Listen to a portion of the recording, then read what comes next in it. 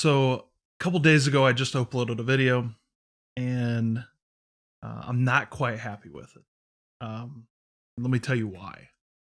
So when I first made this video, and I was fairly content with it and adding all the graphics, and then I go back and watch it, and I realize that in order to try to keep this video as short as I could, I end up taking out all the entertainment value of the actual video, and it just strictly becomes educational.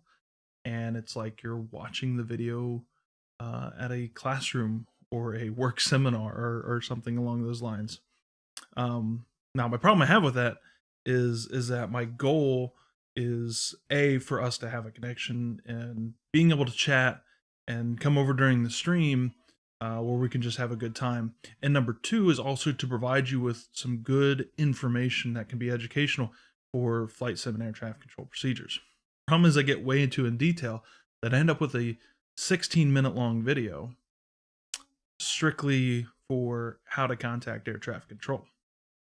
Now, that video was about 20 minutes long, and then I realized it was just way too long. I had to get it cropped down, and then we end up with a 16-minute long video where it's just me staring into the camera, talking endlessly about how to contact air traffic control. And not that that information was bad, but I end up cutting out all of the information that allows you to get to know me and you to be able to ask me questions and us be able to converse in the comment section and or bring you over to my Twitch stream where we can hang out over there and converse about different topics and just in general have a good time. So we're going to try something a little bit different. We will try our videos in a little more segment oriented to ensure that they don't exceed too long, but also leave us some room to have a good time as well. Today I want to talk to you about approach control procedures. My name's William. Welcome to the channel, Cleared Approach.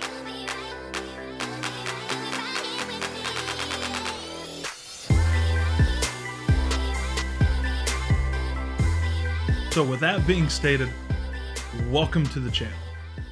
Again, my name is William, and we talk about flight simulation and air traffic control procedures over on the VATSIM network, and thanks for joining me here today. If you don't already join me on my stream, you can follow me as well, twitch.tv/clearedapproach, where we have all sorts of fun conversations about these topics and many others as well. Go hit the links down below and come and join me during my next stream. I would love to talk with you. As always, the information we're going to talk about today is about flight simulation. It should be used for simulation purposes only, and they're going to apply for procedures in the United States. So I was browsing the Microsoft Flight Simulator section of Twitch because none of the people I normally follow happen to be online at this particular time in the evening when I was browsing around. And first of all, I noticed that Flight Simulator on Twitch has kind of turned into Grand Theft Auto.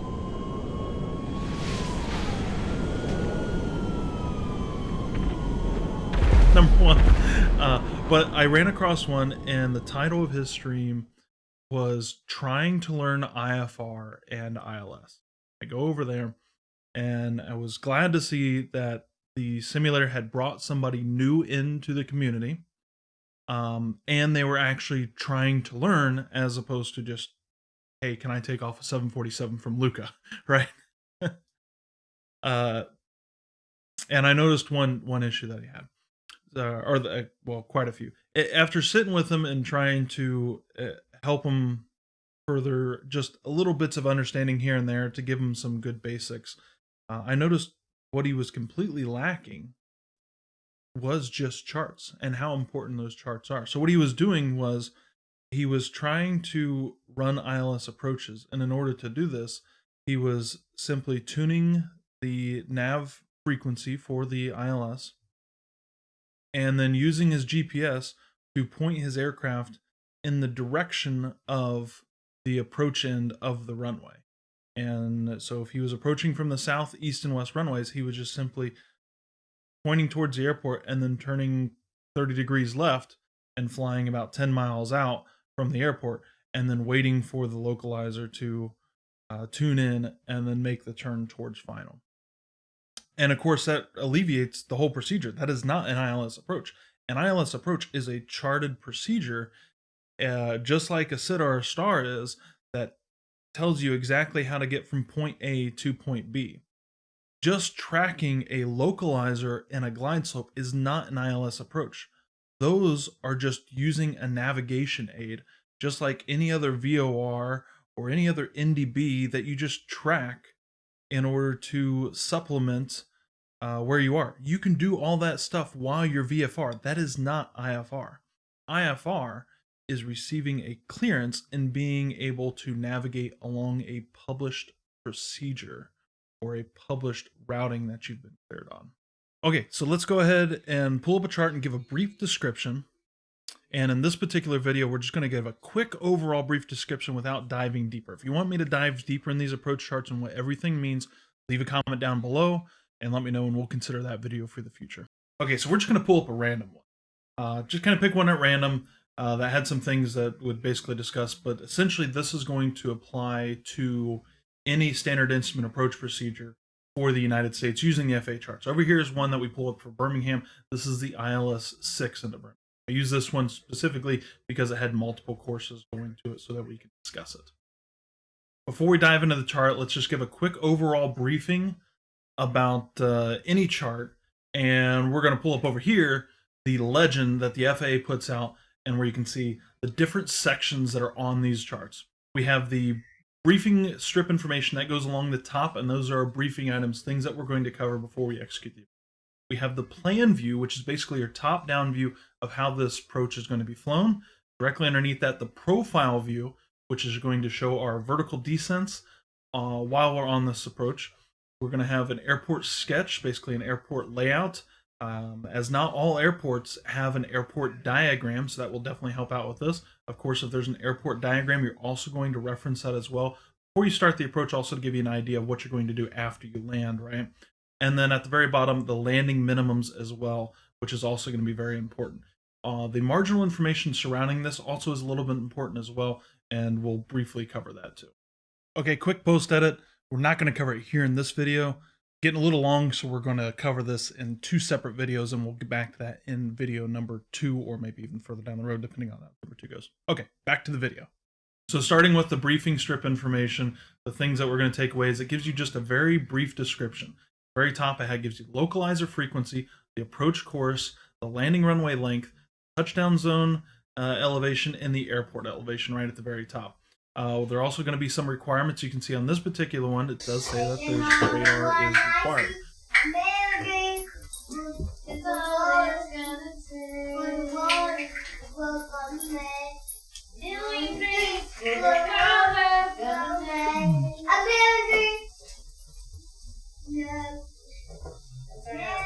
The next one is a couple items of also to take in consideration. For this one, it says, for an in-op approach lighting system, increase your standard ILS 6 Cat E visibility to the RVR 4000. What that's telling you is if the approach lights are out of service at the airport, we need to increase the RVR values to 4,000 feet for Category E approaches. And for standard localizer approaches to runway 6, C, D, and E visibility to 1 5/8 statute mile visibility, and you can at all even run this if you're a Category E. We'll talk about those categories a little bit later.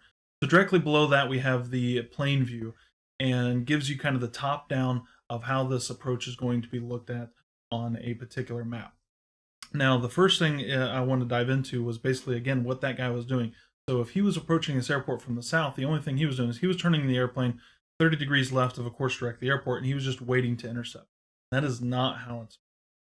Now, if there's a controller there, they can give you radar vectors to final approach course, but without the controller, we need a good published way in order to establish ourselves on this approach to ensure that we maintain terrain obstruction avoidance. That's going to be one of the more important things. Now, what we're looking for in order to do that is to navigate to one of the initial approach fixes. This is indicated by the IAF symbol on many different places on this particular one. You can see on this chart, we have 3 IAFs. We have Brookwood VOR, we have Neji up at the top left, and right in the middle, the outer marker McDinn. So in order for us to get established on this chart, we're going to have to navigate to one of these fixes. Now, before we get to one of these fixes, we're going to be using our en route charts, which should also have published minimum IFR altitude information on them via an MEA or a MOCA or many other different types of minimum IFR altitudes to navigate to these points first. But as soon as we get to these points, that's where we're going to fly this procedure. So let's go off all three of these and see what we're going to do. On Oakwood, we're going to depart the Oakwood VORTAC on the 048 radial. And we're going to fly that for 16.3 miles until we get to Gufflow. And then at Gufflow, the initial fix, that's where we're going to get established on the localizer, and the localizer portion only as that point. Another thing to note, right above you see the radial 048 off of Oakbrook, you also have a minimum en route altitude, an MEA, 3,000 feet. This is what's going to maintain our terrain obstruction avoidance. It tells you that from Oakbrook, then you can descend down to as low as 3,000 feet. Doesn't mean you have to be at 3,000 feet, but that is going to be the lowest that you're going to get there at. After Gufflow, we're going to track it inbound towards McDinn. And you can see from there, it's a 048 course, which is the same as the localizer because we're going to be established on the localizer by the time we hit Gufflow. And there is an MEA there of 2,600 feet. So we can go down as low as 2,600 feet. Okay, now let's look at another IAF and see how we're going to navigate that. Let's say we're coming in off Negi, which is going to be a fix that's also on a Victor Airway heading into Vulcan. You can find that on the en route low charts. But if we're heading to Negi, how are we going to get from Negi to the final approach course? In order to navigate here to the approach, uses a DME arc. So we're actually going to tune to the Vulcan radial and use the Vulcan radio DME in order to navigate via a 16-mile arc, and we're going to stay on that 16-mile arc until it takes us to Gufflow and we intercept the local. You can see that, again, this has a published minimum altitude to maintain terrain and obstruction avoidance of 3,000 feet. So from Negi, we can descend down as low as 3,000 and not any lower until we get established on the localizer. And again, once we're established on the localizer inside of Gufflow, we can continue on to 2,600 feet, as you can see there just northeast. The last way that we can get on here is via McDinn. There's a couple different ways. A, we can navigate direct, and if we navigate direct, we're going to have to use the MOCAs that are published on your low altitude en route chart, and then get established and fly the procedure outbound and perform a procedure. The last one also is if you do navigate to the Vulcan VORTAC first, so then you would track Vulcan on the 163 radial, MEA of 3,100 feet, so we're going to be at or above that the entire time, to McDinn, and then fly the procedure turn course reversal back to the airport. Okay, so that's going to cover what we really wanted to discuss in this first part of the video, because when I watched that streamer where all he was using was his heading bug mode to just point his airplane to like a 10 or 15 mile final, that is not how we're going to fly an IFR procedure. Because IFR, we need something that's charted to maintain terrain obstruction avoidance, and that's what we just described. How to get to the final approach course using the actual approach procedure with minimum IFR altitudes that are published right on the chart that will take you from just about any point in space down to that final approach course using multiple different courses as it has published. On our next video, we're going to finish up this approach. We're going to show you how to get from Gunflow down to minimums and or from McDinn, how to fly that procedure turn and shoot the course back inbound. Thanks for joining me here on this video. I really hope that you enjoyed it. Of course, if you have any questions with this, you got to hit me up over on Twitter or just leave comments down below. I'll answer them at both those places. If I'm streaming, you got to come join in the conversation. We have a lot of fun over there talking about air traffic control procedures, flight simulation, or just anything that happens to pop up. We have a lot of fun over there. Twitch.tv/clearedapproach. Drop over there and give me a quick final. You can find the links down below for me. Make sure you check out my next video as we talk about how to finish up this approach. I look forward to talking with you then. My name's William. Thanks for watching Cleared Approach.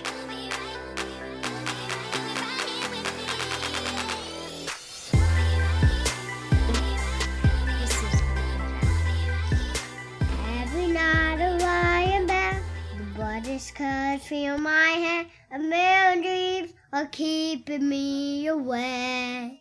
I'm thinking what the world could be A vision of the one. I think of what the world could be. A vision of the one I see.